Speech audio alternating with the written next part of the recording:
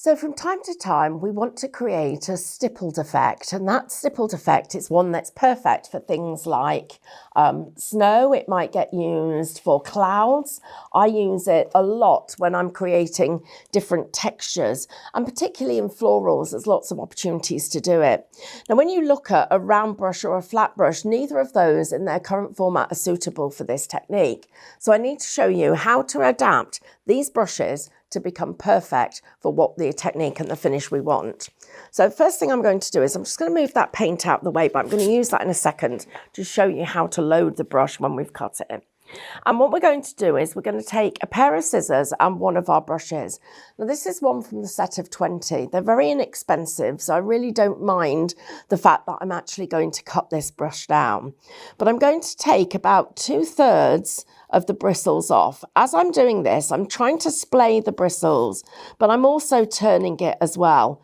You don't want it to be perfect. The end of that brush is not perfect by any means. It's certainly not a good haircut. It's what I like to call a lockdown haircut. And then as I go round, I'm just snipping into it a little bit. So I'm turning the brush, snipping in and getting this little fluffy finish to it so that it's more graduated and isn't all one length. So that's the end of that brush. That's the first one.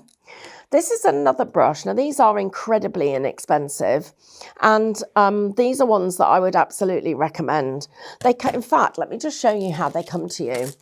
They come to you in a pack of 12 different sizes, but they're so affordable that you really can cut these down and get some great effects with them. So the first one I've got here, again, this one's got a hog hair or natural hair bristles, while the other one was nylon. And I'm just going to, again, cut this one down. So you can see I've cut it. Pouncing it will give you a little bit of extra splay, and you'll find that the bristles will actually splay out and hold their shape. The nylon bristle ones will hold their shape, but certainly not to the same degree. So both of those brushes are super useful for what we're going to do. I'm just going to put that out of the way and show you a couple of different techniques. So first of all, when it comes to the brush loading, if we're loading two colours onto this brush, I want the colours on separate sides. I want to keep them separate. So I pick one side of the brush up with one colour and the other side of the brush up with the other colour. So it's going to look like that. Then when I pounce it, I make sure that I pounce in the same spot. So I'm not going round like this because that colour is going to all end up bleeding together. I'm just going to pounce up and down in one spot. You can see how separated I've kept those colours. Really try and keep them the best you possibly can. The next thing is how you use it onto your card. And I'm just going to come up here and put the little bobble on his hat. So first of all, I've got the red at the top and the white at the bottom.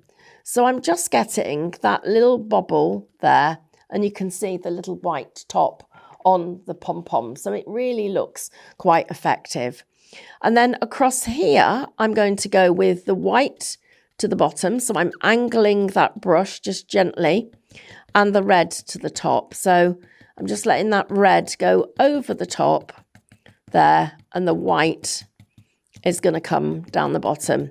You can see how I've got that lovely texture, and it's soft and gentle on the edges, but looks really, really effective. So that's utilising our brushes. Now I'm just going to share with you what happens with the slightly shorter one, this one with the natural hair. And on this one, I'm picking up the tiniest little bit of red, and the majority of this is white. And I'm just going to put some snow on, and I'm going to give it a tiny little tint at the top where I've got that little bit of red, just to change the colour and give us some extra depth to it. But you can see how by angling the brush, you can make that really soft and gentle.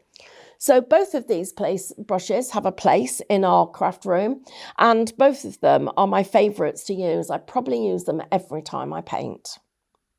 If you want to see more from Highlight Crafts, make sure you click the like button. Subscribe by clicking the subscribe button below, and click the bell icon to receive notifications of all of our future content. You can also click here to see our latest video, or click here to see more videos like this one.